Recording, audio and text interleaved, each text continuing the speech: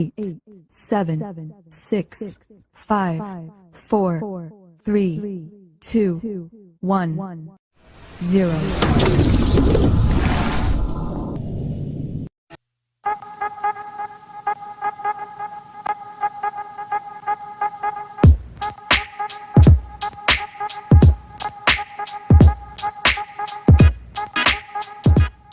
Some viewers may. Well, hello. Welcome to YouTube, ladies and gentlemen. What's going on, everybody? I see everybody out there commenting already. And everybody in the comments is somebody upside down or are they right side up? It looks fine to me. I don't know what's going on. It looks good. Looks good to me and Leo. I don't know why it's. I don't know what's going on, but I sent you a picture, Matt, like on the messenger, just show you what I see. I think the paint fumes is getting to you right now. No, yeah, he took a picture of it. It's upside down on his. I don't know why. It's not upside down on anybody else's. I have no idea. Who do we have out there with us joining us today? We've got Eduardo's here. We got Martin, Vulcan Rumble. We got Gerald Cagney, the Gallipolitan. Jen is here. We got Sith for Life. Who else? Anybody else out there yet? It's early, I know. What's up, dudes? I see Kujinos is there too. No. Akunjiskas. Damn, I just got banned.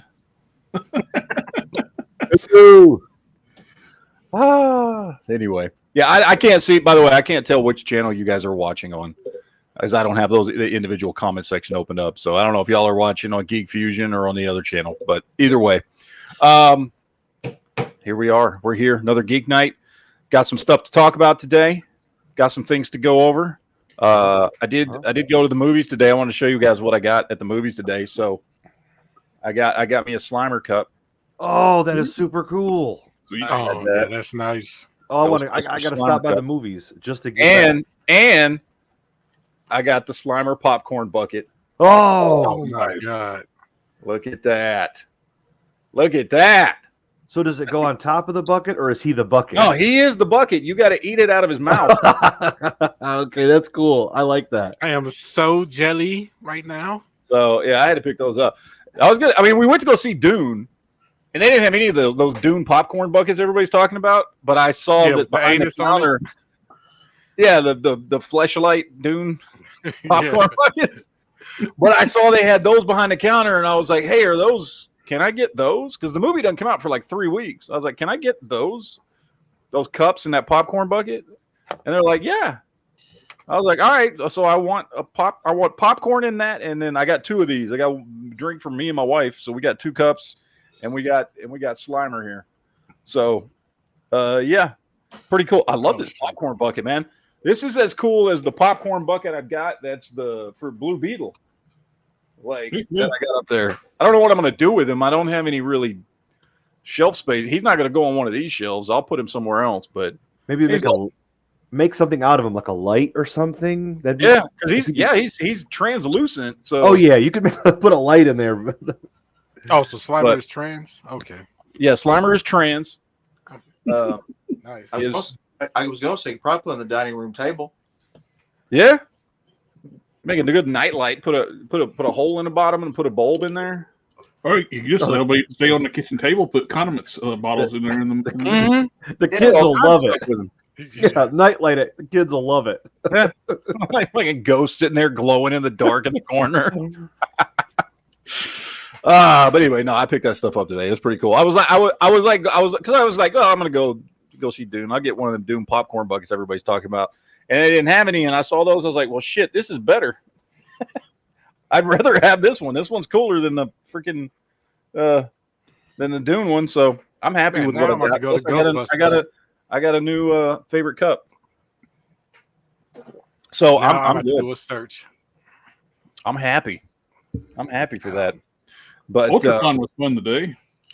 Yeah. What? So you were you going to go live from there, or were you just recording stuff? It was an all online thing where we were doing like interviews with the founders of Malibu Comics. Okay. And, some of the people work there, and it was fun. It's good. Some of the backstories of the Ultraverse and how things worked. And God, man, I wish DC would have bought the deal would have went through and DC bought them. Kirk, one of the guys that worked there, he got a job as an intern there, starting there when he was 15 years old. He like chased a cart or the owner's cart out and asked him like, I'll even clean the toilets. And he was telling one of the things he got to work. It was a super secret that he wasn't supposed to tell anybody about at the time. He got a promotional image of, he had to make copies of it, mantra with Batman. And that pairing actually works up really good. And just some of the cool stuff. What if DC was actually able to buy the Ultraverse, and they probably still be around. It would have been cool. Well, I know because like Malibu. So Malibu, because I was just watching this YouTube mini doc. It was like a 25-minute video on the guy that founded Malibu. It's the same guy who had founded he had founded like 7 comic book companies back in the 80s. And I'm blanking on his name. I watched this whole Scott. He was on the show today. Is it Dave something? That's Dave, one of the founders. There's 2 founders. There's 2 founders, but one of them, that's what he did, starting in the early 80s. He just went around founding comic book, because he founded, what was it? There was 7 of them. Scott and Dave were on the show today. Okay. Yeah, I was watching this whole little mini documentary on him, I don't know, a couple weeks ago on, he is. What's that guy's channel's name? Oh, what's his name? He does the comic book channel. He's got the glasses. I just described half the comic book channels online. But anyway, glasses. He's got a YouTube. There's a comic book dude with glasses. You know who I'm talking about, right? Yeah. No. I can't remember his name. Was it you? You got glasses. And I mean, I don't have a comic book channel, but he's still I'm blanking on his name. He's got a decent sized comic book channel, so you've probably seen him before. And it's just completely blanking on the name of his channel. But Black Nerd. No, it's not Blurred Without Fear. He's a older white dude. I said Black Nerd. Yeah, Blurred. Are you talking about Blurred Without Fear? Black Nerd. Is there a Black Nerd too? Yes. Oh, okay. I know Blurred Without Fear because I'm subscribed to him, and he's a Black Nerd comic book channel. I was thinking of Geek Evolution is what I was thinking of. He does movie reviews too. Yeah, I can't remember the dude's name. There's 1,000. There are. It's fucking just or more that you describe with a good dude with glasses. He's got comic books. Yeah, it's a comic book dude with glasses. You know what I'm talking about, don't you? I can't remember. I'm subscribed to him, but I can't remember his name. I could probably sit here and search it out, but because I'm sub to him, but I'm sub to came up with the name and stuff. God, I found it. Comic Tropes.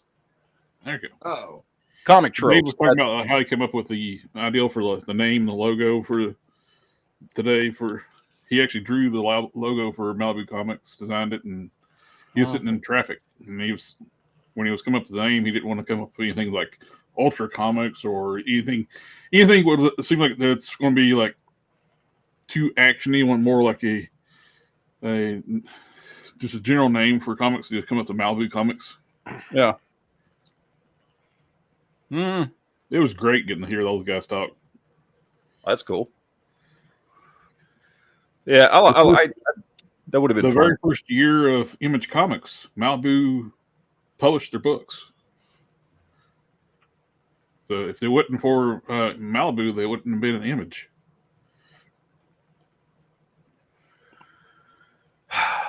Yep.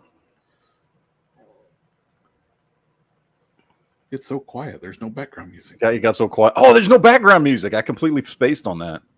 I'm sorry. I was fixing to turn on some music myself on here. So, Matt, did you see that Walking Dead hit a 6-year mark, that they hit 3 million after watches or whatever? That hasn't happened in over 6 years.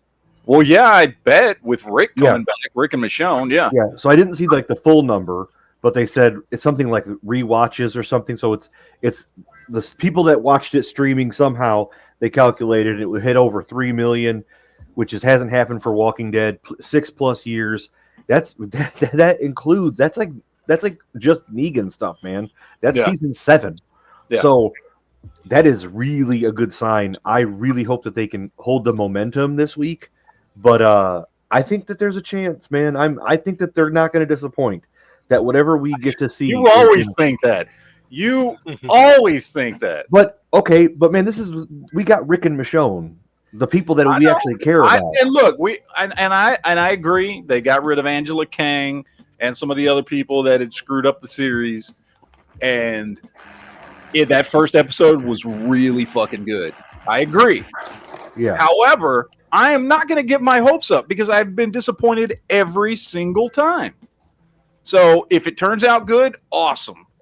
But I'm not going to get all hyped until there's a reason to be hyped.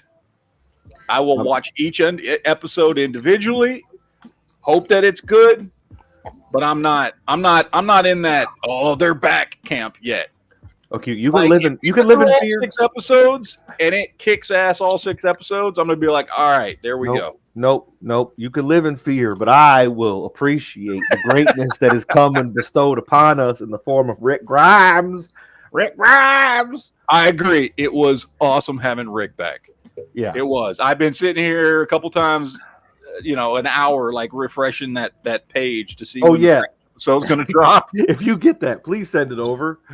Well, it's the same link I sent you last week. It just they'll update it with another episode. Yeah, so I'm gonna keep watching it. Just refresh it. That's what I've been doing. Like, because I know a lot of times they drop it like 24 hours early online before it premieres on AMC. So that's why I'm like the last couple hours I've been like refreshing that page to see if the new episode's popped up yet. But well, we'll see. Because the first episode was awesome, and I was very happy with it. Yeah. So I am at this point looking forward to the next episode, but I'm not getting my hopes up on anything. I've been burnt too many times by Walking Dead. So, I'm gonna take it one step at a time. So, you know how it goes. Mm-hmm. Let's see. What did I have to talk about today? Oh, that's right. I saw Dune 2. I saw Dune 2 at the movies today, and it was awesome. It was fantastic. It was great. I cannot like it, but now I may be biased. I love the first Dune. I know not everybody did. Most people did, but not everybody did. These new Dune movies make the 1984 Dune look like a Cliff Notes version of the book written by a retard. That's how good these movies are. Of course, even without these movies, 1980s Dune was boring as shit. In the first I will say, even without these movies, that 1984 movie still came across like a Cliff Notes version wrote by a retard. But yeah, it's just a bad movie, man. Yes. No, it's great, dude. And this one's got way more going on. Like, I love the first one, but there's way more shit going down in this movie. Like, this starts up, like, right as the whole Fremen war with the Harkonnen is, like, beginning, right? And that's basically, like, the whole movie is, like, in the midst of this fucking war and the prophecy about him being, the chosen one and all this stuff. And, yeah, dude, shit goes down. Like, I know some people were like, I liked the first movie, but it was really slow. But the second one ain't slow at all. There's shit happening in the entire movie. It was awesome. Loved it. 2 thumbs up. Highly recommend if you are a sci-fi fan, go see this movie. It was great. It's yeah. I don't know what else to say. I mean, if you've read Dune, I guess I could fucking spoil it or something, I guess. I don't know. It doesn't really matter. Like, I think everybody's familiar enough with Dune. It's kind of hard to like spoil anything. You know what I mean? Unless you're just really young and you never saw the original movie and you've never read the books and like. But I mean, even like kids in the 2000s had those Sci-Fi Channel miniseries movies, which actually did really well. That a lot of people remember Dune from that. So we've had like there's books, there's the 80s movie, there's 2000s eras miniseries, and now we got these movies. I feel like everybody's kind of familiar with Dune enough that spoiling things is not really a big issue. You know what I mean? But I mean it basically takes like, okay, let's say you watch the 80s movie, right? A lot of people watch the 80s movie, and that's their reference for Dune for a lot of people that didn't read the books. Take that story that played out in about an hour and 50 minutes, add about 10 times as much content to it, and that's what these two movies are. Especially the second movie. There's a lot of shit in the second movie. Because like I said, the second, if you've seen the first movie, it basically ends right after the Harkonnen attack and try and wipe out, all the Atreides, the entire, family, right? And this movie takes it from there all the way up to the point where Paul essentially declares himself emperor. That's the time frame in this movie, is from the minute this movie starts with them still wandering in the desert, headed back to where the Fremen are, goes through him learning how to be a warrior and him becoming looked at like a god. It goes through all the shit that's going down with the Harkonnen. It goes through him learning how to do everything, from learning how, the first time he rides one of the sandworms, all that shit goes through the whole storyline of him, him kind of fulfilling the prophecy and the thing, his mother becoming, I forget what they call it. I can't remember the name of it, but when she becomes the main Reverend Mother Bene Gesserit on a specific planet for a specific people, because the other one dies and she takes over, and then this movie goes through so much shit, and like I said, basically ends with him declaring himself emperor, essentially. So there's a lot going on here. The movie's I think it was about 2.5 hours long, give or take, and not once in the entire movie did I feel bored or like it was moving slow or any of that shit. It was moving at a good pace. Everybody that was in the movie, even all the newer characters they introduced, were doing a great fucking job. It was good, man. It was good. The only problem I have with the movie, quite honestly, is just Zendaya. I don't think she was the right person for that role, to be honest with you. How dare you talk about our queen like that? Dude, she still looks 14 years old, and I know she's 25 or some shit, but she looks like a 14-year-old kid. And good for her. She's going to look young for a long time, but she does not come off I don't know. And it's not her acting or anything. It's just hard to picture her as this fucking warrior when she looks like she's fucking 14, when she looks like she's in fucking middle school. The main character, he's a little scrawny, little kid-looking dude, too. He is, too, but I will say, you believe him as Paul Atreides, especially because in the books, Paul Atreides was supposed to be 16 years old when everything goes to shit. Which was totally unbelievable in the 1984 Dune movie when they had some obvious 30-year-old looking dude trying to play a 16-year-old fucking kid. Be fair. Yo, that's Every going. TV show did the same thing. That's go back to Grease. Go back to the movie Grease and tell me all those are high schoolers. Yeah, no shit. 35. Holt is 32 in that movie. Yeah. Tell me more. Tell me more. Well, she put up a fight. No. No, I think he does a good job. I buy him. He's supposed to be 16 when the movie starts, when the first movie starts.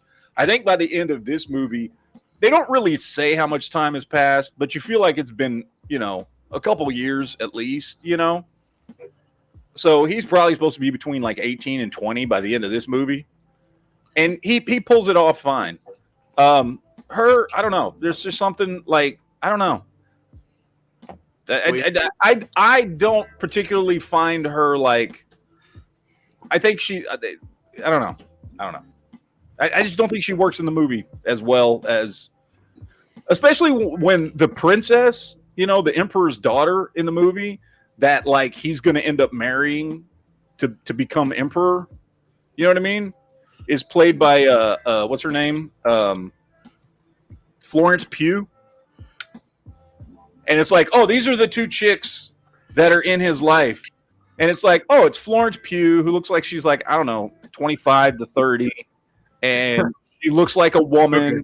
And then it's, oh, a 14-year-old girl. And you're just like, this don't feel right. No. Well, no. We have to remember she started off as a Disney Channel star. Yeah, and I get it. I understand she's way older than she looks. I understand that. He's a year older than I am. Or she is. So she's a year older than you? Yeah. What are you, like 12? No. No. Good grief, no. No, I think she's like mid-20s. She's I had to 28. take a double check with my hearing when you said Florence, whatever her last name was. Yeah. I thought you said 4-inch pubes. Oh, no. Well, maybe. I don't know. I mean, she's 28. So. She might. 4-inch pubes? I mean. Oh, wait. Who's 28? How old is she? 28. She's 20. Wait, Zendaya's 28? Yeah. Okay. Damn, she almost 30? Shit. And she looks fucking 14, dude. It's weird. She looks but young. Anyway. She looks like a little girl. She looks like a little girl. But anyway, whatever. It's fine. I mean, it's not distracting in the movie, right? It's just like, especially if you watched the miniseries from the 2000s, that version, which is great, by the way. I like that one a lot, actually. The chick who plays that role in the movie is like fucking hot, like really fucking hot. And it's like, oh, let's get Zendaya to play it. And I was like, oh, okay, all right, cool. So, I don't know. No, great movie. Highly recommend. 2 thumbs up. Check it out. Great sci-fi movie. Was awesome. Let me get these super chats here real quick. Totally the ATF says, how dare you insult Captain Picard and Sting in a Speedo? I mean, it's true. Yeah, for those that don't know, Patrick Stewart played Gurney in the 1984 movie, and Sting played, what was his name? Dave Borland. Fuck, what was his name? What's that character's name? It's Frayed. I think it's Frayed or Fade. His name's Fade. Feyd. Fade. Yeah. And they're fine in the movie, I guess. I mean, Sting can't act, but he was fine as Fade. Now, Patrick Stewart did a great job as Gurney in the original movie. He was, I mean, it was oddly enough, is there were in that movie there were a lot of good actors in the 1984 Dune. The movie was just awful, but there were a lot of good actors in it. Dom's out there says Dune 2 first sandworm riding scene. Oh my god, great! Yeah, when he first when it gets to that point to where and again this movie kind of skips through time a lot. It's so again, and it doesn't really say it's been 2 months or whatever, right? You just kind of assume it's skipping through time and you're watching him kind of become more and more badass and a bigger deal to the Fremen and all that. And when it gets to that point, I don't know how far in the movie. When it's like, okay, it's his time to fucking ride his first worm, he's never done it before, and it's not even like he has to do it all by himself. They're just like, all right, go over there, and here's your little fucking thumper thing that's gonna call the worms, and good luck, sir. You know what I mean? It's like, don't die. That's basically what they say to him. And it was a great scene, dude. It was badass.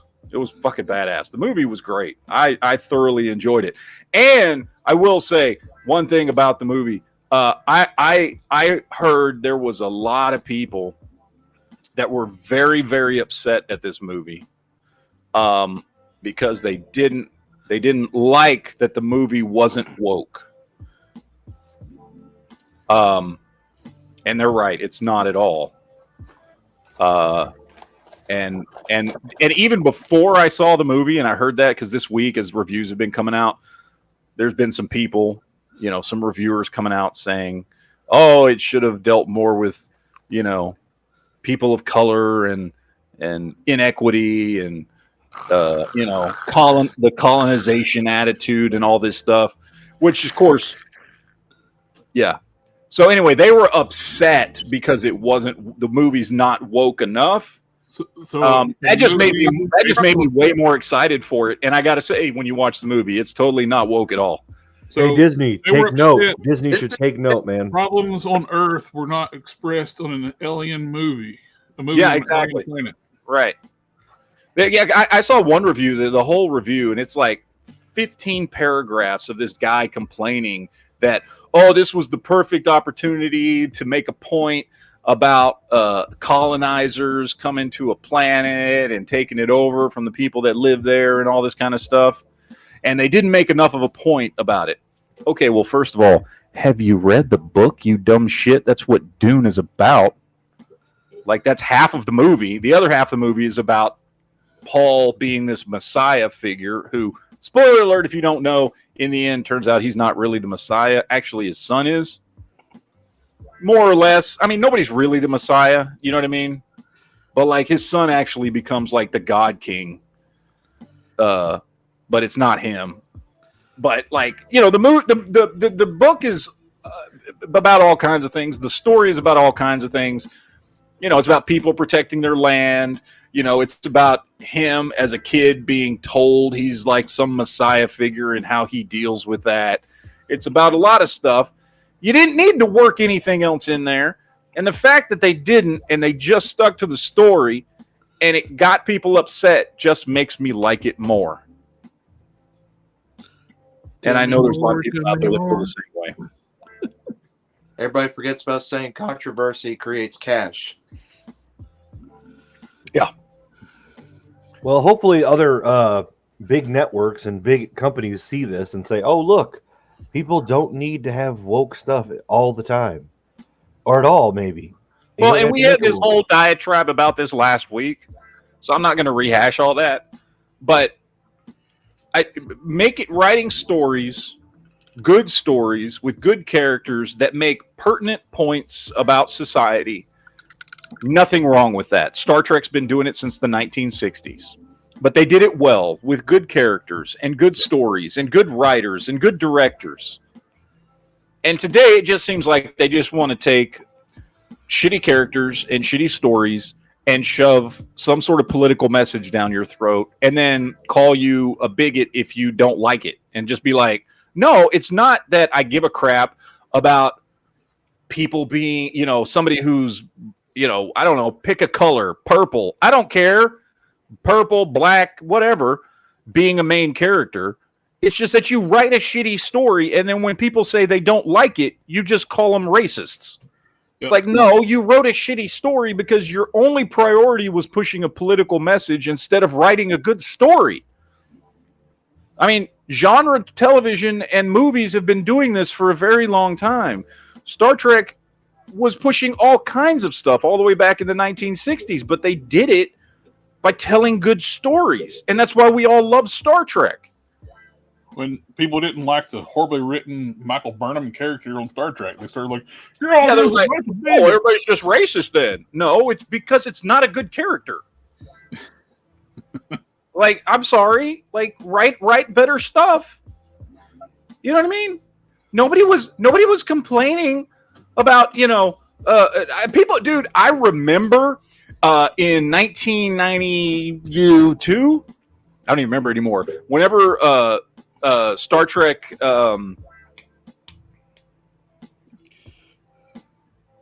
which one is it? Why am I blanking on the name? Star Trek 6, Undiscovered Country.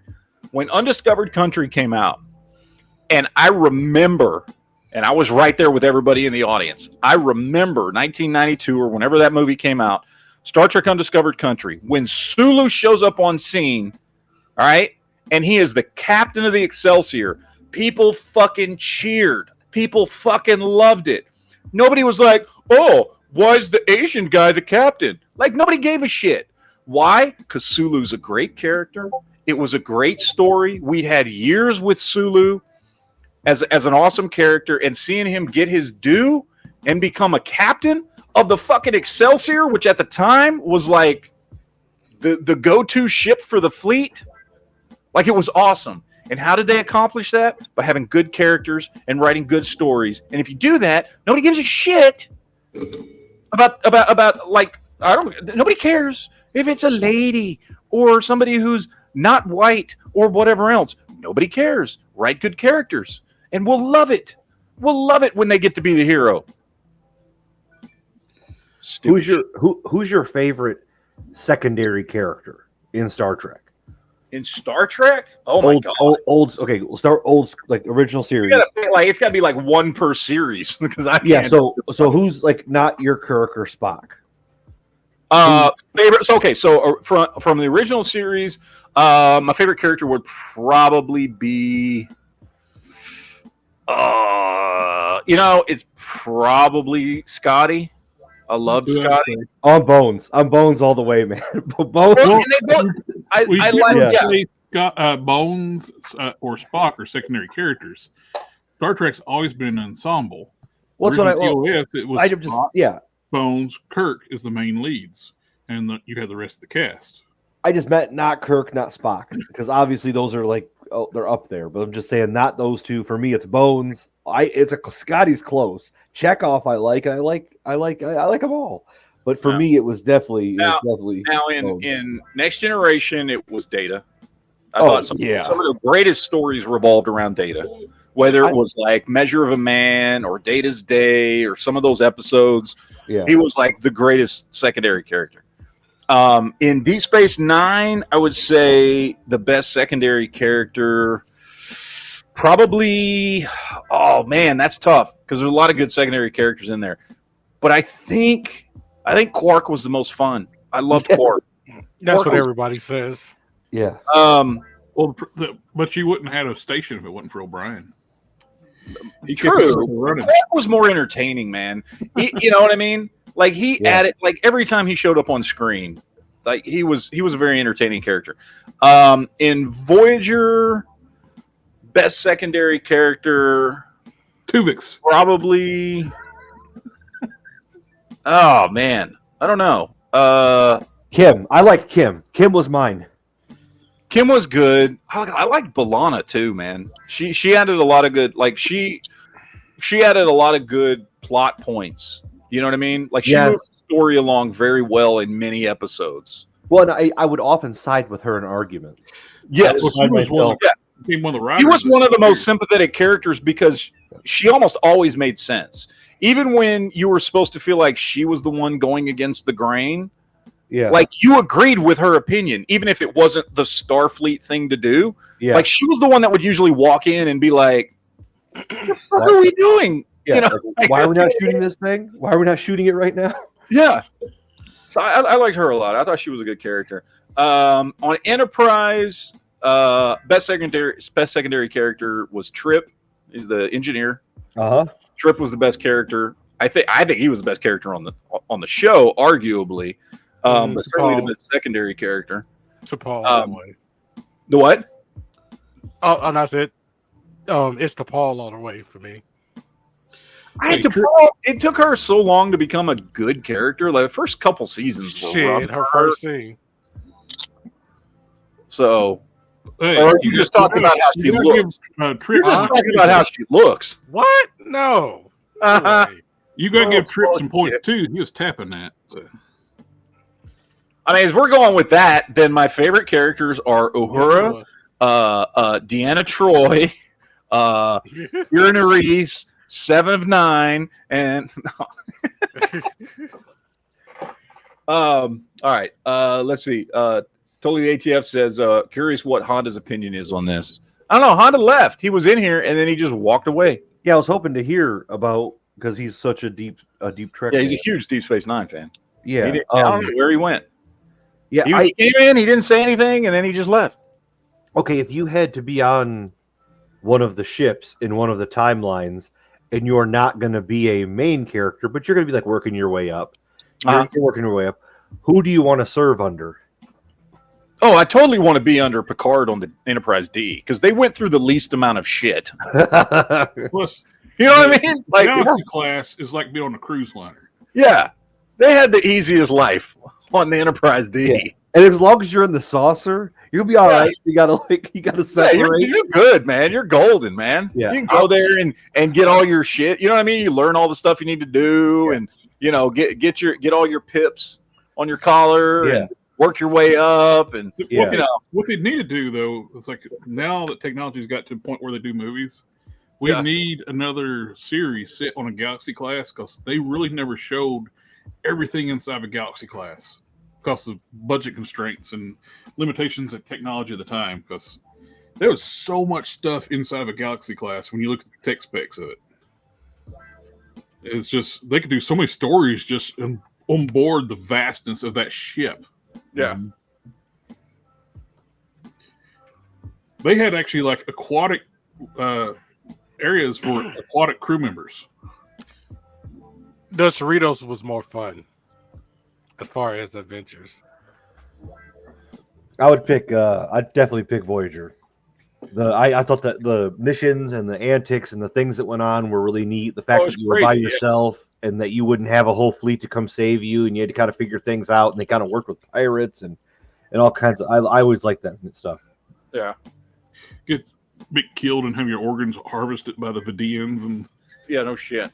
They went through some crazy shit on Voyager. Yeah, like they went through more crazy shit on Voyager than any other fucking show. Or you would like get dropped off and go on an away mission, and you decide like I'm just gonna stay here. Like see y'all later. I'm gonna stay on this this new planet that needs Duke, and they were getting like remember the whole those 2 episodes called The Year of Hell. Part 1, Part 2. Dude, they went through so much shit. Yeah. Can you guys hear me? Yeah, we can hear you now. We couldn't hear you now. We can hear you earlier. Whatever I did, I fixed it because, like, for the longest time there, no one heard shit from me, and it was like, "Oh, you guys are just assholes talking over me." Okay, so for me, you can't hear me. Okay. Every time. So I still can't hear Honda. So what were you saying again? You're gonna go fuck yourselves. Yeah. And you're absolutely right. Best side character from Deep Space Nine is Quark. Yeah, he was the most fun to watch consistently. He added to every episode he was in, which was every episode, but every scene he was in, he added. Well, he was such a dynamic character. Like he's a bad guy, but he's a good guy. But he's also like you know what I mean? Like he's out to make money, but then he also has a heart. You know what I mean? Like, there's a lot to him. Yeah, no, he was a great character. I loved Quark. I always thought it weird though that one episode where he had they made him into a woman and it wasn't just a dress; they actually did surgery on him. Yeah, it seems like awful extreme. Okay, so real quick, because I see a comment out there in the chat, we have to watch something real quick. Okay, so we got to watch this. All right, look who it is, Jared. Oh, sweet! I actually watched this earlier. You did. I just saw this because he left a comment in the chat. What is this? What is this comment? The raffle. Why can't I hear anything? Why can't I hear nothing? Yeah, I don't know anything about. Why is every time I push play? To your friendly neighborhood comic shop, getting ready to do the drawing for the Scarlet Witch #1 and 9.8 CGC graded book. We have all of our entries here in the Magic Hat, so let's pick some winner.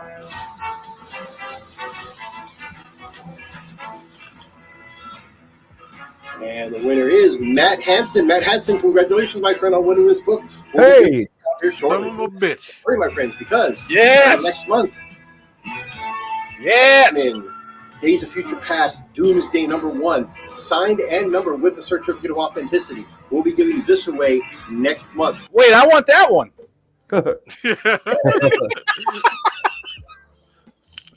That's why I didn't say anything. So I said I watched it. I figure you watched it since you won. I didn't watch it. I haven't been on Facebook like. See, Quinn, I need the book now. I didn't even watch it. I didn't know. Scarlet Witch comic? Is that what you won? Yeah, I won Scarlet Witch #1 CGC graded. That's a 9.8 too. So yeah, nice. Like, you know, there's all of these toys and stuff that you have behind you. It's like Pareto distribution, man. You're just getting more because you already have so much. Well, no, that's exactly right. Because the only reason I won is because I think I've got like 4 entries in that fucking hat from this month. Because you get an entry every time you go in and buy something. And that's the only reason I fucking won is I went up there so goddamn much. Well, so I'm pretty sure that's what happened. Stuff, when you buy at least $20 worth of stuff, you get an entry. So you got at least every entry, every time you were there, you're buying way more than $20 worth of stuff. Yeah, that's cool, man. I'm gonna hang that up on my wall. I don't know where yet. I got to find me a space. Nice. Okay, Quinn, I'm gonna come by there tomorrow. And get an entry for the X-Men. Get an entry for the X-Men. That's awesome. Thank you, Quinn. And you're welcome, Quinn. All right, let me get the super chat here. Sith for Life says, you've seen the Superman emblem. Looks good. Got serious Kingdom Come vibes. The cast looks good. I'm remaining cautiously optimistic. Yeah, I saw the little thing that they dropped with the Superman emblem. And yes, it looks like the Superman emblem from Kingdom Come in the more traditional colors. So it's like the Kingdom Come in traditional, gold and red and everything. Looks cool. I mean, I can say that cast wise, like I like everybody they picked. I haven't seen any cast reports of anybody. I love. I'm blanking on his name, but the guy that they got to play Lex Luthor. What does Kingdom Come mean? Kingdom Come is a storyline from the comics. No, like the phrase. What is the phrase Kingdom Come? Kingdom Come? I mean, it's from the Bible. Again, what does it mean? When God's kingdom comes. Does it come hard? I'm not even religious, and I wouldn't talk shit like that. I don't want to get hit by lightning. Jesus. No, the cast is good on the thing, though. No, it's not Michael. They actually cast a ginger to play Jimmy Olsen. Who would have thought? Yeah, they cast an actual like redheaded kid to play Jimmy. An actual redheaded white kid. Sorry, Leo. I know you were in the running. Damn it. So, but well, people were like going screaming woke and stuff right now because they cast a black guy to play Perry White. So, I know that's it. So exactly. Here's the thing, and we talked about this before.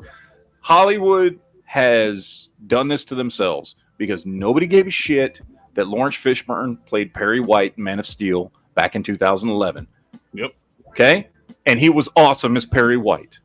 Okay, nobody gave a shit because nobody cares. But now the audience is trained to think that if you do a race swap, you must be doing it for woke political opinions, because that is what Hollywood has trained people to think, because that's what they do all the time.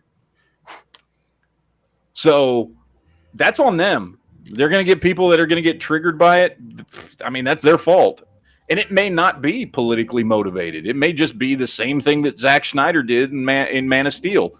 He may have just got the best person for the job. But people are going to react like that.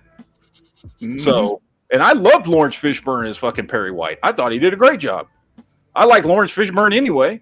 I thought he was great as Perry White. So, nobody was complaining about it then. So, it's because everybody's worried you're going to make a trash movie. That's why. I was actually going to answer about the Kingdom Come question. It's a biblical word. Okay. Thank you, Sith for Life. Nicholas Hoult. Yes, that's who's playing Lex Luthor. Nicholas Hoult. Which I think that's a great choice for Lex Luthor. I think he's going to make an awesome Lex Luthor. I even like who they got to play Lois Lane. She actually looks like Lois Lane.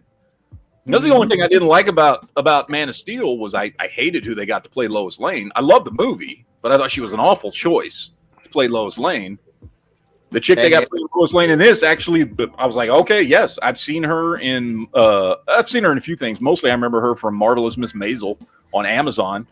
She's a good actress. She looks like Lois Lane. I'm like, cool. How hard is that? Find a good actress that somewhat looks like the character, and everybody will be happy. Duke, you wouldn't be playing video games right now instead of paying attention to the chat, would you? Oh. No, not at all? No. No. So you're not a fan of Age of Empires?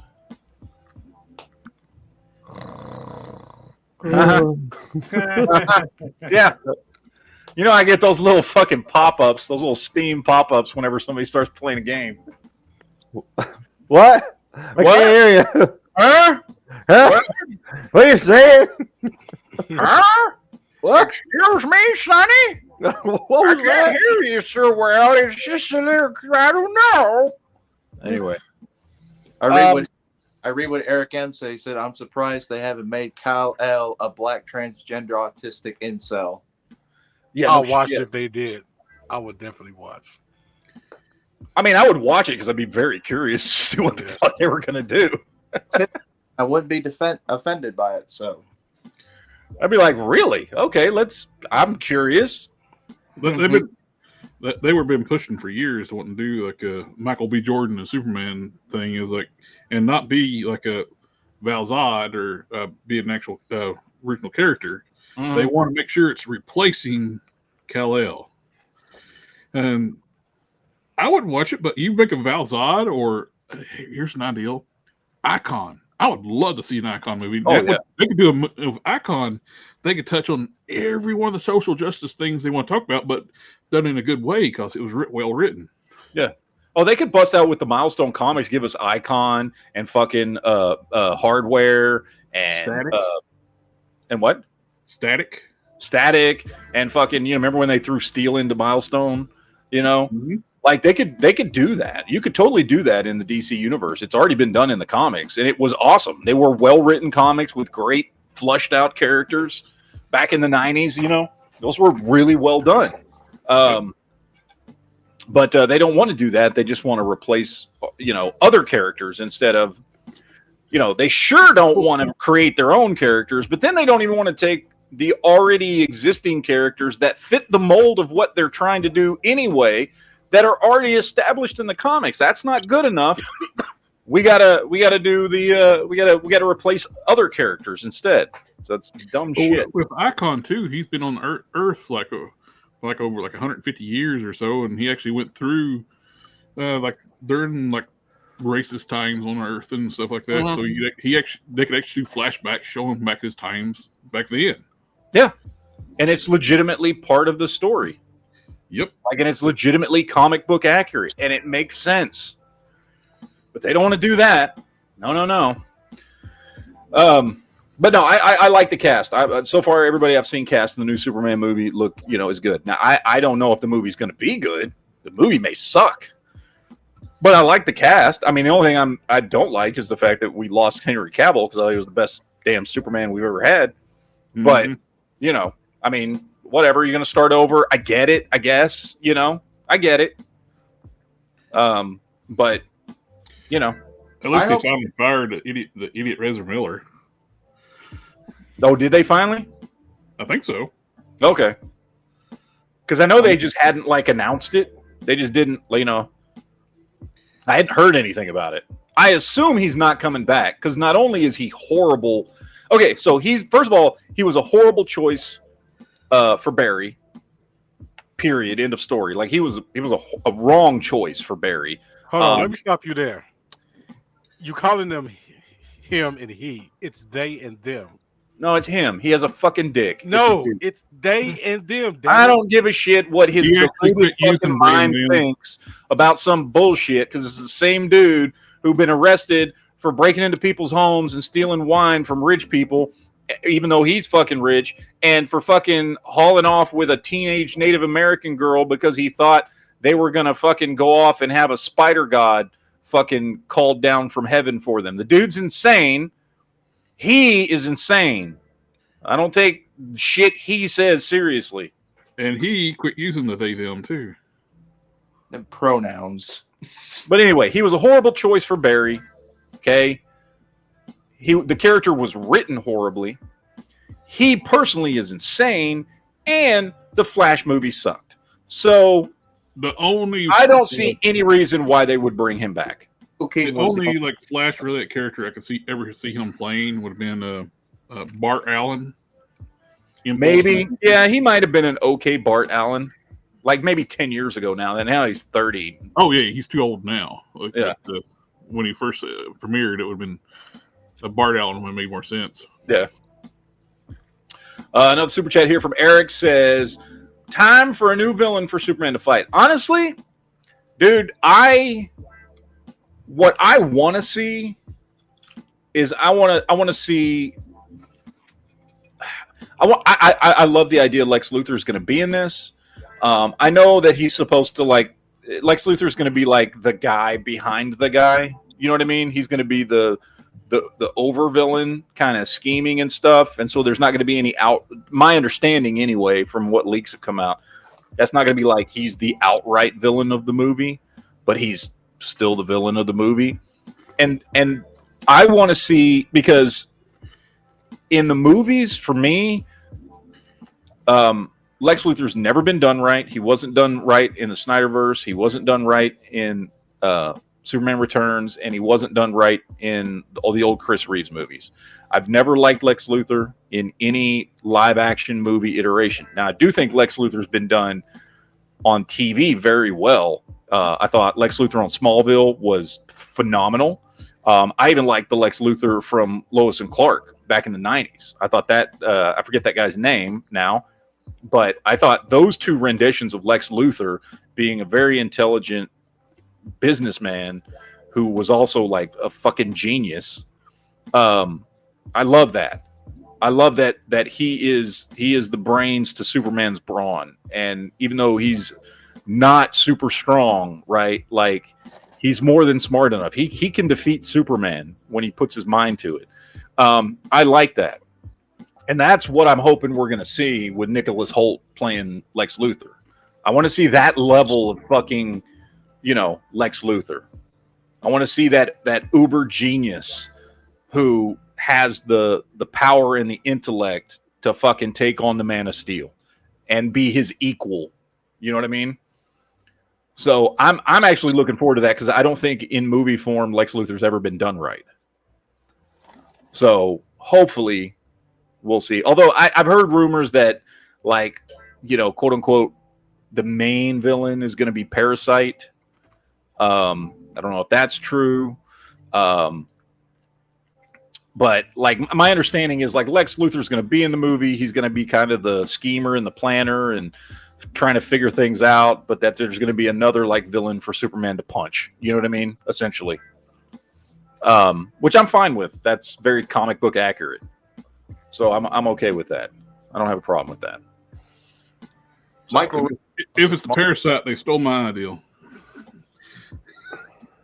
Maybe. I don't know. Could be. I said it was like it'd be great to have like a Superman fight a character where you start out where he's the god type character, nothing can hurt him. And with Parasite, somebody that can humble Superman. Yeah. Take his powers. So, but we'll see. I mean, we're still 2 years away from this movie, so who the fuck knows what's going to happen? So it's funny you mentioned Smallville. I'm actually going to see Michael Rosenbaum in June. Oh, I did. I like Michael Rosenbaum a lot. I watch his podcast every week. He's got that Inside of You with Michael Rosenbaum. I've been watching. I've been either listening to on Stitcher or watching that podcast since he started it 2.5 years ago, 3 years ago now, when he only had like he had less subscribers than I do on my Geek Fusion channel. When he started that podcast, I've been listening to him for a long ass time. Here's a question for you, Matt. Mm-hmm. Since you're talking about Lex Luthor's, what's your take on all the Supermans that go with the Luthors? Well, I love Henry Cavill. I think he's the best Superman we've ever had. I think Brandon Routh, I think he was a great actor to play Superman. It was just a shitty movie. I think he was a great choice for Superman. Where do you Brandon Routh? The weird choice to try to make his movie like a sequel to Superman 2. Yeah, very weird choice. It was supposed to take place after Superman 2. Yeah. But he did a really good job. I think he did a really good job. I think Christopher Reeves, again, my feelings are the same about him as Brandon Routh. I think he was a perfect choice to play Superman for the 70s and 80s. I just don't like those movies. I'm not a fan. Like, the first one is mildly okay. The second one is slightly better. The third and fourth one are absolute dog shit. But even though the second one is arguably the best one, it's still got one of the largest, most egregious misrepresentations of the character of Superman that has ever been portrayed on film, which is that Superman would never give up being Superman for Lois. No matter how much he loved her, he would not leave the world without a protector for Lois. Ever. He would not do that just to make himself happy. Yeah. And the CW did that with the Smallville cameo, too. And when they went over that universe, Superman gave up his powers so Lois and them their kids. He was actually, fun fact, he was wearing a blue kryptonite watch. Oh, is that what it was? I don't know. Yeah, so he wasn't completely stripped of his powers. He was just depowered as long as he was. The Smallville cameo? Yeah. I didn't know that. Yeah, I didn't know that either. But yeah, no. So I think Chris Reeves was a great Superman in movies that were not that great for me personally. I know a lot of people liked them, especially the first two. I think Brandon Routh was a great choice. It's an awful fucking movie. I feel bad for him for being in that movie because I like him as an actor. Where do you put Dean Cain at? Well, okay, so if we're talking TV, I thought Dean Cain was phenomenal for Lois and Clark. He was a great Superman. Yeah. And I love Tom Welling in Smallville too. I think Tom Welling did a fantastic job in Smallville. If they were smart, what they should have done when Smallville ended, took a break for a year or whatever, and started a new show called Metropolis. Uh-huh. Him and Superman, him and Lois working the Daily Planet. Yeah, they should have, but I think at the time all those actors wanted to go on and do other things. I bet you though, if you were to ask them now, because most of them have not gone on to do anything significant since then, I bet most of them would be like, "Yeah, I wish we kind of would have kept going." But at the time, I mean, you get it. Dude, he did that show for 10 years, dude. He did 10 seasons of that fucking show. Oh, yeah. He was probably fucking tired of it. The CW was on, I think, with the same people that did Star Trek Enterprise.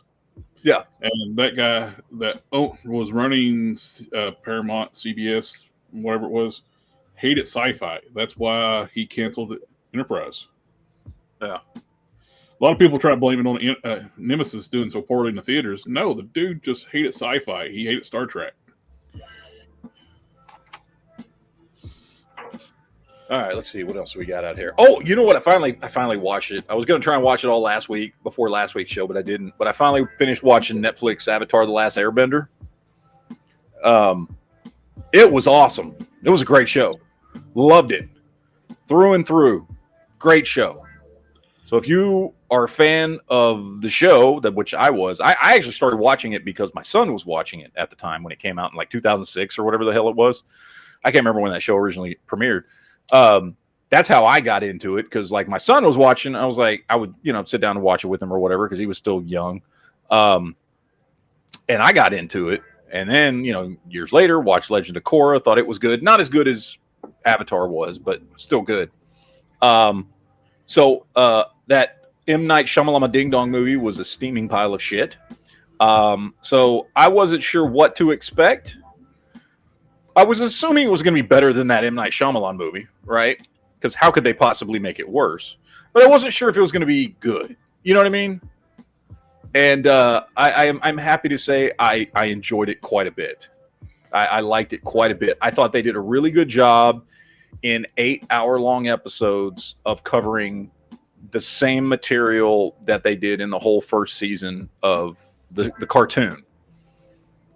Which isn't that unusual because the cartoon were 20-minute episodes, and there was 22 of them.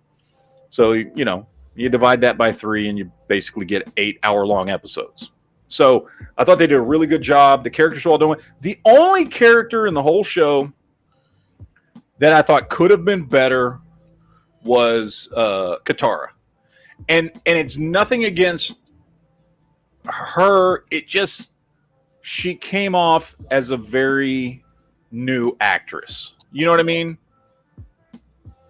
Like I thought she did a fine job, but I feel like I don't know. I didn't look her up or anything. I don't know if this was like her first acting gig, and you could definitely tell that she got better by the end of the series. Like by the 8th episode, she was like emoting more, you know, and more expression. In the first few episodes, like she practically like had no expression on her face, and her voice like never fluctuated, and she seemed a little flat. And I just kind of chalked it up to like, okay, well, I guess you know she's a fairly new actress. The kid they got to play Sokka was great, dude. I swear to God, he just channeled the fucking cartoon character directly into him. The kid they got to play Aang was like fucking 100% on point. You know what I mean? Like again, most of these people that they got to play these characters, like I'm watching it and I am seeing the cartoon character. Like it's spot on. The guy they got to play Uncle Iroh, fucking fantastic. Fuck everybody was great in the show. Really well done. Storyline pulled directly from the cartoon. The special effects for everything that was done looked amazing. Yeah, they really did a good job. They really did a good job. I highly recommend it if you're a fan of Avatar. Maybe even if you're not a fan of it, if you never watched the show, you have no expectations. You just want to watch some cool, like, you know, kung fu fantasy show. Go watch it. It's good. Yeah, it's really good. So, but I liked it quite a bit, man. I thought they did a great job, and I was hesitant, man. I was hesitant because, you know, first of all, the show was so good. Well, it didn't bode well too when the original series creator of Avatar walked out and left the production. So it was, yeah, you don't know how it was going to be. I loved it, man. I from beginning to end, all the characters, all the storylines, man. It was like they were just pulling directly from the cartoon, and in a good way. You know what I mean? And they got a lot of good actors to play all those roles. They did a really good job. I liked it a lot, and I'm not afraid to admit I'm a huge Avatar: The Last Airbender fan, and I was very satisfied with the show. So, 2 thumbs up. Did y'all see that? I know we've talked about it before. Not this, but we've talked about this movie. But the teaser picture they dropped for Tron Ares. Yes. Yeah. So we've talked about this before because this is something that's been in development for like 10 fucking years. How that didn't get a sequel blows my mind. That was I such don't know. a good movie. I liked the last Tron movie. Yes. I liked it a lot. I liked it better than the original from the 80s. The soundtrack alone, I revisit often. I love that kind of stuff. So I love that movie. And we're finally getting a sequel. Not the same actors, which I'm a little disappointed in because the dude who played, I'm blanking on his name, but Flynn's son in that last movie, Garrett Hedlund, I think is his name, still an actor. Like, he's still, you know, I see him in shit all the time. So I don't know why they didn't get him to come back and play Flynn's son again. It's going to be Jared Leto this time. And that in and of itself is my biggest issue with this. I don't dislike Jared Leto, but I also don't like Jared Leto. Jared Leto is basically the reason why the movie's getting made, though, because he's the producer and he helped write it, and he's the one that's been wanting to do this for 10 fucking years because he's an Uber Tron fan. But my issue is I've never seen a movie with Jared Leto where Jared Leto was the reason I either did or didn't like the movie. You know what I mean? He's always just been a very middle of the road addition to whatever he's in. Like, I don't feel like he has made or broken any movies that I've ever seen him in. Like, I love Lord of War with Nick Cage, where he plays Nick Cage's brother. But anybody to me could have played that role, and I would have still liked that movie. Also Suicide Squad, him being Joker. He did not make or break. His rendition of Joker was awful, but that whole movie was awful. So him being bad in that movie did not make that movie unlikable for me. The movie was already unlikable for me.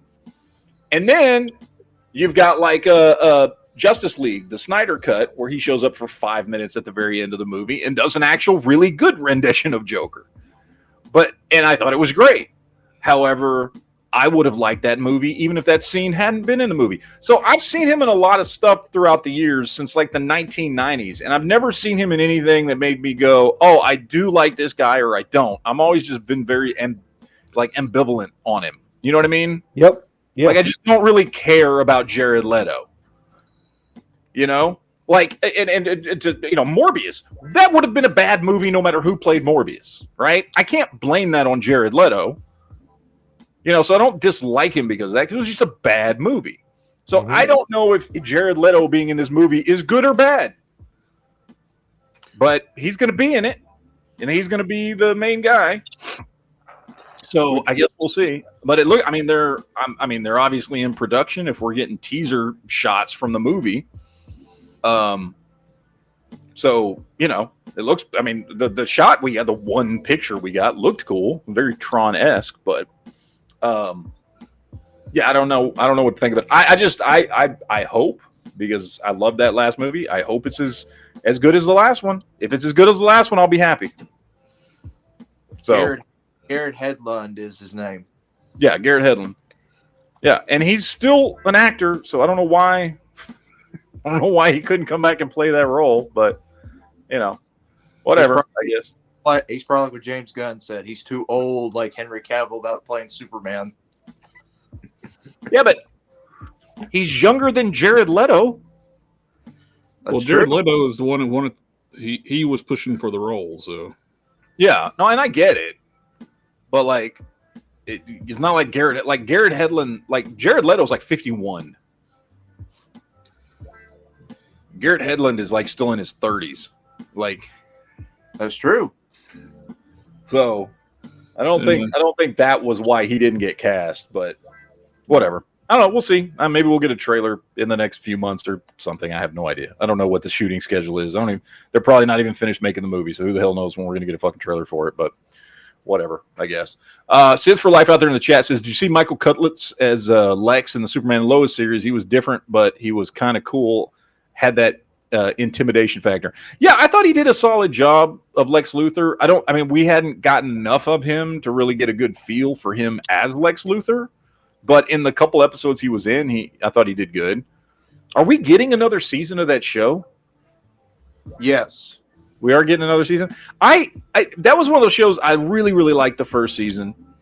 And then the second season, because we've only had 2 seasons, right? Mm-hmm. Yeah. I don't like the fact that they fired the actor that played Jonathan Kent. Yeah, we've had 3 seasons. Older son, because he wouldn't get the TV jab. Yeah.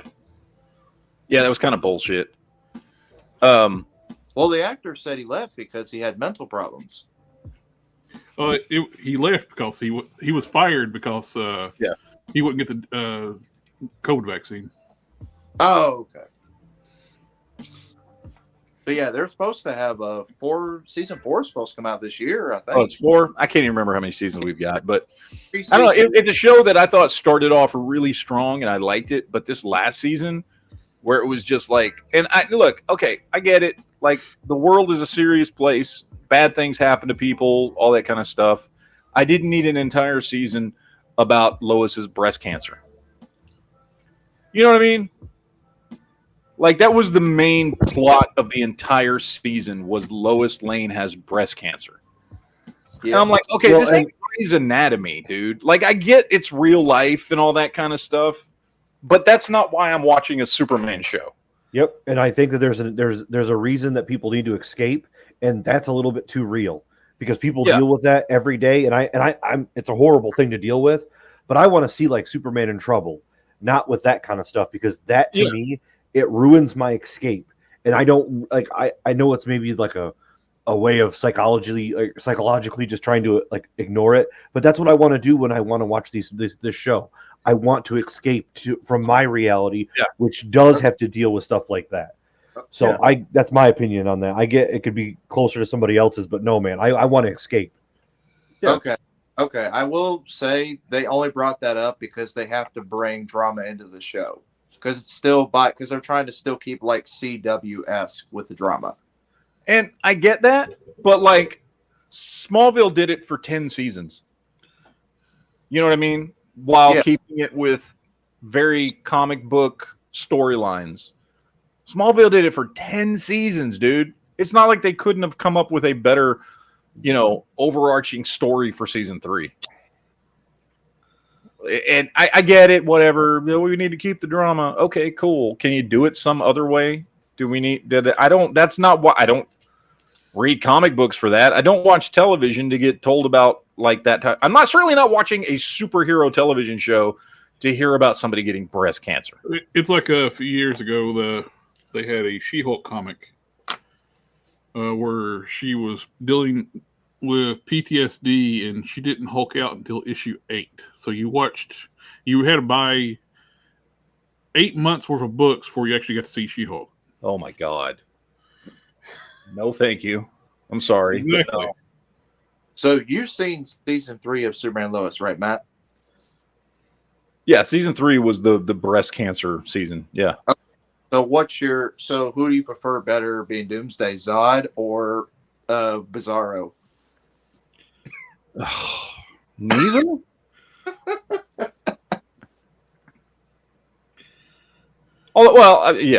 Neither. I liked Doomsday from Smallville. It wasn't comic book accurate, but it was way fucking better than the other 2 versions we've gotten. Mm-hmm. The fact that he was like, he came to Earth and he was like fucking didn't have a memory and didn't know who he was, so he's working as like a fucking paramedic and shit in human form and shit.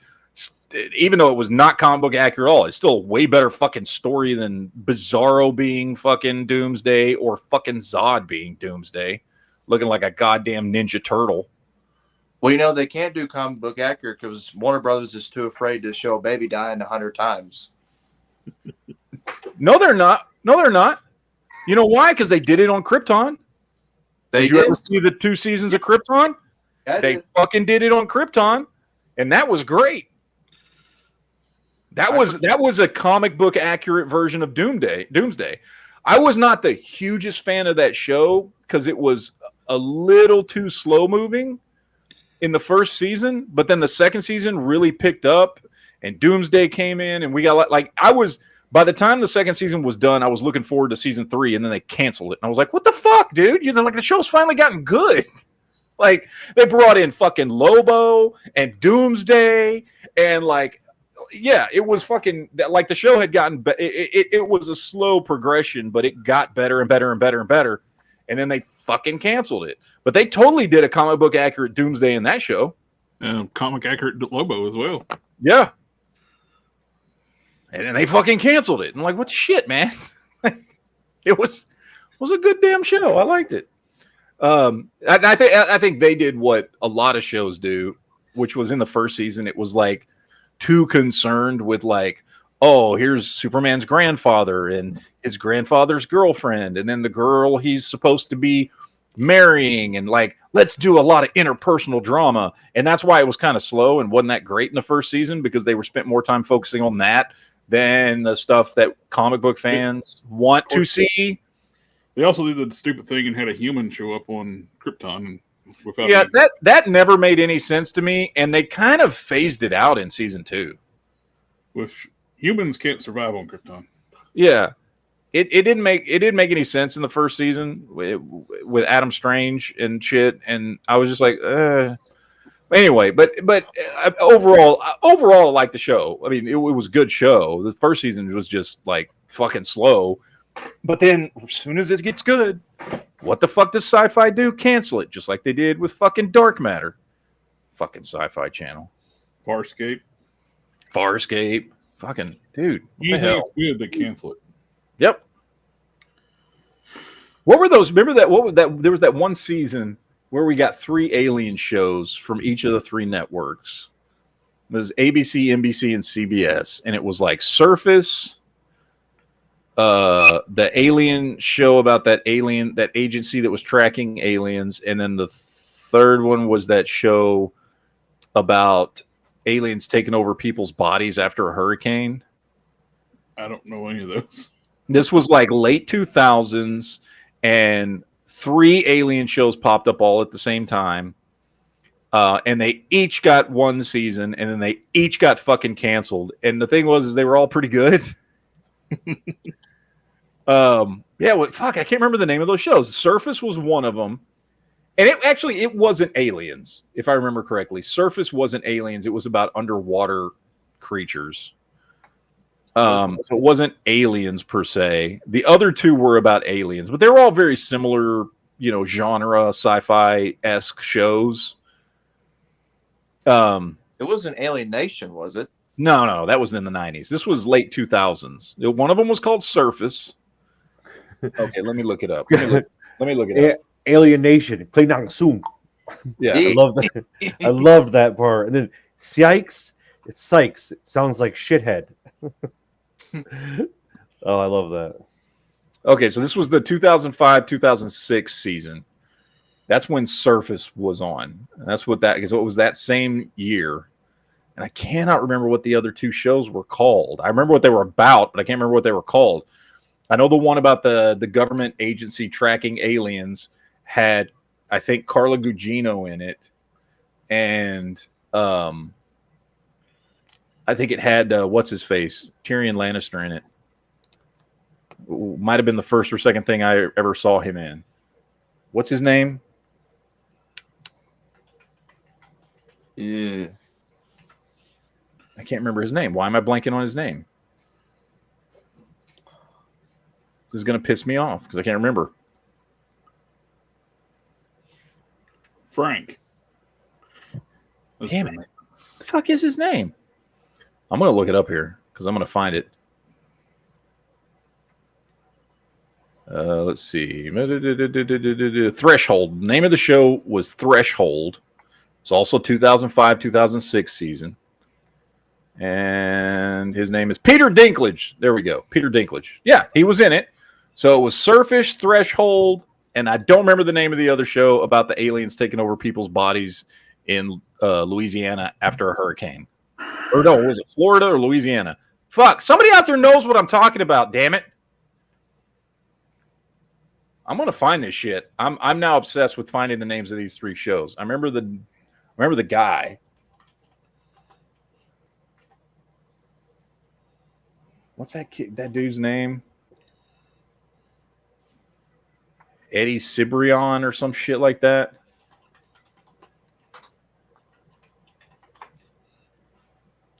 Cibrian? Yeah, he's married to fucking Leanne Rimes. Is it Resident Alien? No, that show's awesome. It's on now. I was just talking about that last week. That show's fucking. I love that show. That's one of the best shows on television right now, hands down. It's a damn good show. Everybody should go watch that show.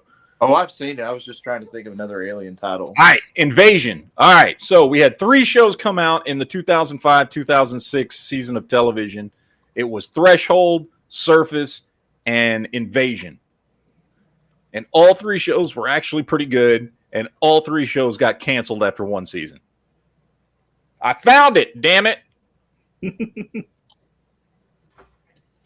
But yeah, they were good shows, man. It was like this weird little streak where, like, okay, so we were starting to get lots of comic book movies and stuff. And remember in the early 2000s, like comic book movies and sci-fi were starting to get more and more traction and stuff. So the networks were all like, oh, we need some sci-fi shit. So like the same season, 3 networks dropped brand new sci-fi shows. All 3 are pretty damn good. Got lots of fans. All 3 get canceled. This might have also been the same year that fucking Jericho was canceled too. Mm-hmm. which was another fantastic fucking show. I just got my wife to start that. She's watching it right now. Oh, she's never seen it before? She's never seen it before, and I'm like, and she's like, this is boring. I'm like, listen, just give it 3 episodes. I rewatched it recently, and if you don't know where it's gonna go, I get it. It's just kind of following up, but like, I'm like, please, just stick with it a few episodes, and if you like, once it gets its stride, you'll be okay. Me and my wife have probably watched that show like 5 times. Yeah, I am excited because I'm going to jump in on it with her like after the first couple episodes. If she's in on it, I'm going to go in there and watch it. But it's exciting, man. That is to me, there's parts of that I like it just as much as I like Walking Dead. Hands down. The epic, like the story arcs, the fun, like the whole thing about when they're in the hospital and those mercenaries are shooting at the one mercenary and the doctor, and they're trying to get him out of town. I love that stuff, man. Yeah. No, that show is, dude, and we've talked about it so many times. You could easily bring that show back now and just be like, okay, 10 years later, here's what the world looks like, and keep the storyline going. You could totally do that now.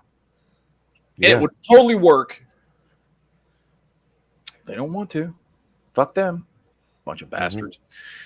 Anyway, all right, what else do we have out there, ladies and or gentlemen? Anybody else got any topics of conversation? Anybody out there in the chat right now got some topics of conversation? Geek topics. I do need to remind people. Question: does y'all's wives know who Superman is? Yeah. Because mine didn't know until she met me who Superman was. Wait, what do you mean who he is? Like, she didn't know who Superman was until I introduced her to comics. You mean she'd never heard of the word Superman? No, or Batman. Is she Amish? No, she was just sheltered her whole life. How old is your wife? She's the same age as me. Which is what? 27. 27. Yeah. Yeah, but that's just like commonplace. That's okay. She was sheltered though. Her parents were very critique on what she got to see. Were they like hardcore religious or something? No, they just didn't have television or anything where they lived. Oh wow. Okay. So she didn't know nothing about it until she met me. She didn't even know about PlayStation. See, that's a smart choice right there. You picked a woman who has no frame of reference for anything. So you can just educate her exactly how you want. Oh, pretty much. And I guess you should have told her that you're Batman. That's what you should have done. Like, I'm an orphan. I actually have a T-shirt that said, "I'm not saying I'm Batman. All I'm saying is you will never see us in the same place." It's true. Yeah. I still have it. All right. Let's see. What's the chat saying out there? Not much. Bunch of quiet bastards out there in the chat. Speak up, motherfuckers. Yeah. I got a question for you. Where are we getting a new Alien movie? Okay, and then what is this what we had hoped what it was going to be with the ignoring 3, 4, or 5? I have no idea what it's going to be. I know it's called Alien Romulus or something like that. I have no idea what the story is about, what time period it takes place in. Okay. I know nothing about this fucking movie. Okay. There have been so many rumors because the one you're talking about was the one that was going to be written or that was being written by I'm blanking on his name, the guy that wrote District 9. Yeah. And Elysium and all those movies. And they ended up not going with his story. So that story that you're specifically referencing that ignores 3 and 4 and picks up right after 2, that's not happening. Oh, really? That one is not happening. Oh, it's disappointing. Because that was written by this other dude, and then Fox didn't let him, like, he wrote up a script and everything, and he talked about it widely online, what he was doing and what his plans were and all this shit. And then Fox was like, no, we're not going with your script. So, yeah, no, that one's not happening. So I don't know what this movie's about. I don't have a clue. I hope it's good. I always want Aliens movies to be good. Yeah. They only are half the time, but well, I mean, okay. So I like 1, love 2. 2 is one of the greatest movies of all times. 3, I like the director's cut. 4 I actually like. It's not a particularly deep movie. You know what I mean? But I still find it fun. Then you get to Alien Covenant and Alien. What's the other one called? I don't know. Those are the only two I know. Fine, I guess, as a sci-fi movie. It's fine. It's not really an aliens movie though. It's a sci-fi movie. It's fine. And then the second one I don't like at all. And then there's Alien versus Predator, which I love the first one, and the second one is absolute dog shit. Yeah. So I would say most of the Alien movies I do actually like and enjoy. But there are some duds in there as well. And then the ones that people don't like that I may be okay with, like 3 and 4, for instance. Like, I get why people don't like them. Like, I'm not like, fuck you, it's a great movie. Like, I get it. I like them. They're fine for what they are. But I get why people don't like them. You know what I mean? So, yeah, I guess. Overall, I think the Aliens movies are still entertaining. So I hope this one's good. You know.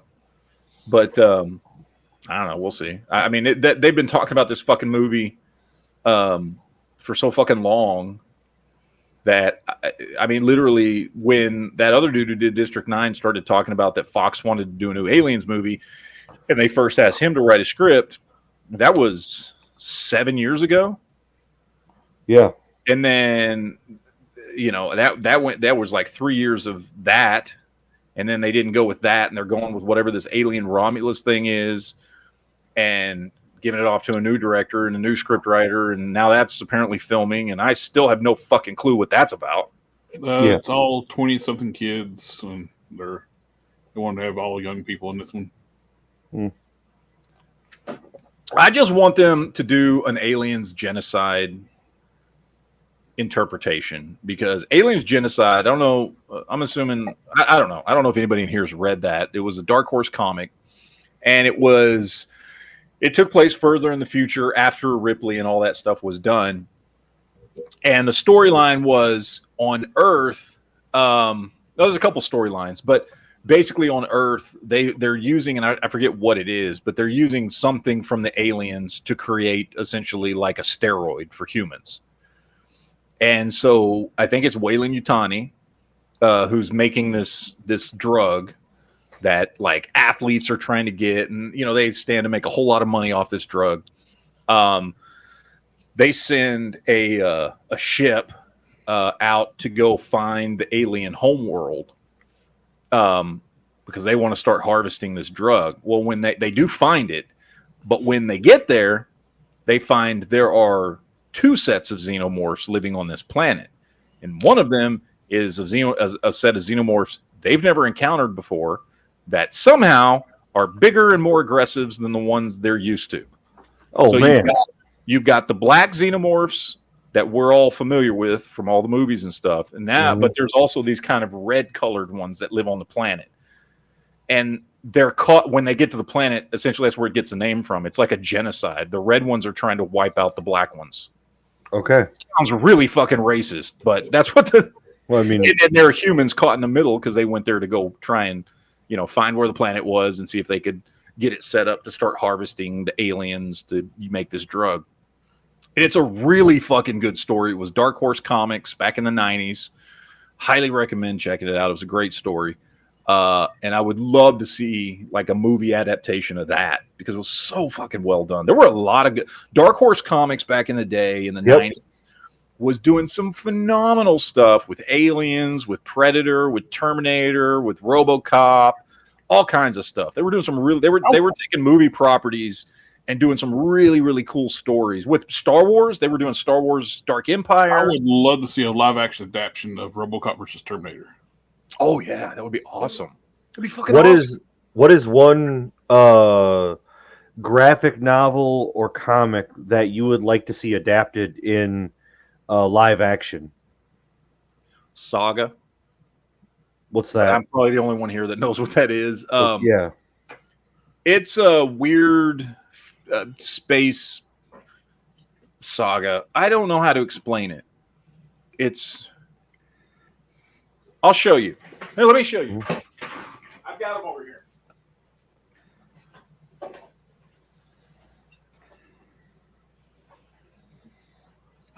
So these are my saga books. Some of them I need to catch up. So this is a weird book that starts off with like a Romeo and Juliet tale between these two, and they're from two different species that are at war with each other. One species have wings, and the other species have like these fucking horns. And the dude here gets thrown in prison, and she's his prison guard, and they fall in love, and they have a baby, and then they go on the run, and everybody's fucking after them because it's in the middle of the war, and this is like proof that these two species can breed and all this stuff, and everybody's after them. And they end up getting a hold of a living spaceship that looks very much like just a large tree. That's their spaceship. On one planet, when they're on the run, they find the ghost of a dead alien that becomes their babysitter throughout the series, helps raise the child. There's an alien prince. Let me see if I can find a picture of him. Yeah, an alien prince who comes from a planet of like these robot creatures that's after them, and he has a television for a fucking head.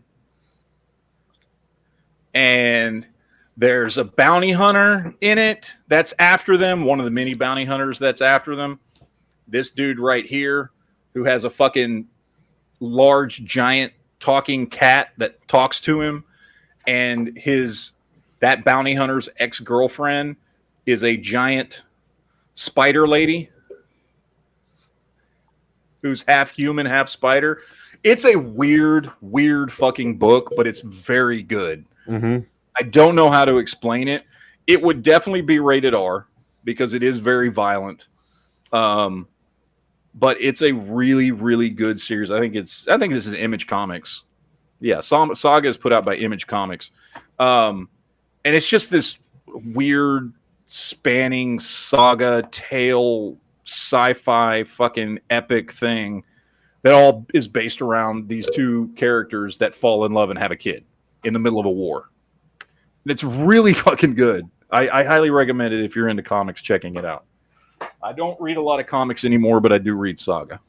So that would be my choice for those that are wondering. So what about you there, Dookie Doo? What would I bring to light? Yeah. This is beyond a shadow of a doubt. I was sad that it never got a chance because I thought, and I believe that there was a time in the 90s where you could have done this, and I honestly would have had the prequels wait, and it's Shadows of the Empire. I revisit. Yeah. I just got my copy from my parents' house when I got my rest of my Star Wars stuff and G.I. Joes, and man, I would do anything to get that. I would even venture that like we could get that now, and you could just do Sebastian Stan as Luke Skywalker. Shadows of the Empire could be its own trilogy. Exactly. That's what I would have rather gotten. It's so good, and I like the fact that like Han Solo's not in it because it's like a dark comic, so your real good hero's not there, and you've got to get Dash Rendar and Luke is still kind of going through all the problems of like the post-Empire blues that he had because he lost, and like Boba Fett's on the run, and IG-88 is involved, and all Prince Zeshore, Exor, however you want to say it. Sizer, I think. I don't know. Yeah, it's. I've got all those figures up there. I think I've shown them to you before, Duke. Oh, they're my favorite. They're the ones that released Power of the Force 2. I've got those figures. I've got the Luke dressed up in the Crimson Imperial Guard. Yeah. I've got Dash Rendar. I've got Princess Izor. I've got Princess Leia. I've got Chewbacca with his fucking battle gear and shit on. Yep. You know, that's all my favorite stuff. I love everything about everything that is Shadows of the Empire. To me, that's the best graphic novel. It's a great book to be to explore the Star Wars saga. Sadly, it's not canon, which I'm not even going to go into. But that's a whole nother discussion. But like, I don't care. Make it canon. Make it work. And I'm telling you, that's what we want to see. Yeah. So, yeah. It would be cool. And I dug also I remember going into the bookstores in the early to mid '90s and looking at all the Dark Horse comics, and they were dark, man. The Batman versus the Predator or whatever, the Predator, all that kind of stuff. That was super good, though. Yeah. Dude, Dark Horse was doing some kick-ass stuff. They were doing stuff that Marvel and DC weren't doing. They were taking on properties that nobody cared about. Because when they started taking over like Aliens and Predator and Terminator and RoboCop, it was at a time when like nobody cared about RoboCop anymore, right? Yep. Nobody was giving a shit about Aliens anymore because the third movie had come out and a lot of people didn't like it. You know, nobody cared about Predator. Predator 2 had come out in 88, 89, something like that. Yeah. You know, it was okay. It did okay, but there was no plans for more Predator movies. So they were just picking up like franchises and stuff. And same thing with Star Wars, right? Like there were no plans for any Star Wars movies at that time. And so they were able to get that license and, you know, start running with it and start doing some really, really cool stuff. And, you know, with a lot of these properties that they had, they did some great, amazing stories with those franchises that unfortunately we're probably never going to get. And never going to get anything that good. I don't know. Did you ever watch or read Splinter of a Mind's Eye, the original sequel to Star Wars? Yeah. What were your thoughts on that? Well, what sticks with me the most is that Luke very clearly fucked his sister in that book. Yeah. Yep. But that's kind of stuck with me. I can understand why they didn't want to make that canon. No, I like it. Yeah, I remember early on back, you know, I read that and I read the original Han Solo trilogy that was written back in the 80s. Yeah. Which is amazing. If you've never read that, it was like his story of, you know, how he met Chewbacca and, you know, all that kind of stuff. I think they also call it the Carillion trilogy. I can't remember, you know. But, I love those books. I used to read. I read every single thing Star Wars I could get my hands on throughout the 80s and 90s. Yeah, the Tales of the Bounty Hunter were up there for me with the Han Solo trilogy. It's just the amount of stuff that I enjoyed it so much more. It's kind of like the movies were a great setup for a world that I love to stay in, and that, you know, I could look at the movies and be like, yeah, they're good. But the stuff that surrounded it for years is what kept Star Wars alive, in my opinion. There's a lot of, I think, like tribute that needs to be given to that 90s era of a bunch of other people taking Star Wars and continuing on the story. Because without that, I think there's a whole different Star Wars doesn't stay relevant. It may have been a phenomenon, but it's that resurgence that you and I were a part of in the 80s and 90s where media continued to bring us more things. Yeah. So, because other people weren't jumping on the bandwagon with it. Yeah. And all these great worlds and characters that were just kind of floating around out there. And, you know, they weren't doing movies and they weren't doing TV shows. And other people were like, I can do something with this. Yeah. And they were knocking it out of the park, and they were arguably doing better than fucking George Lucas was with it.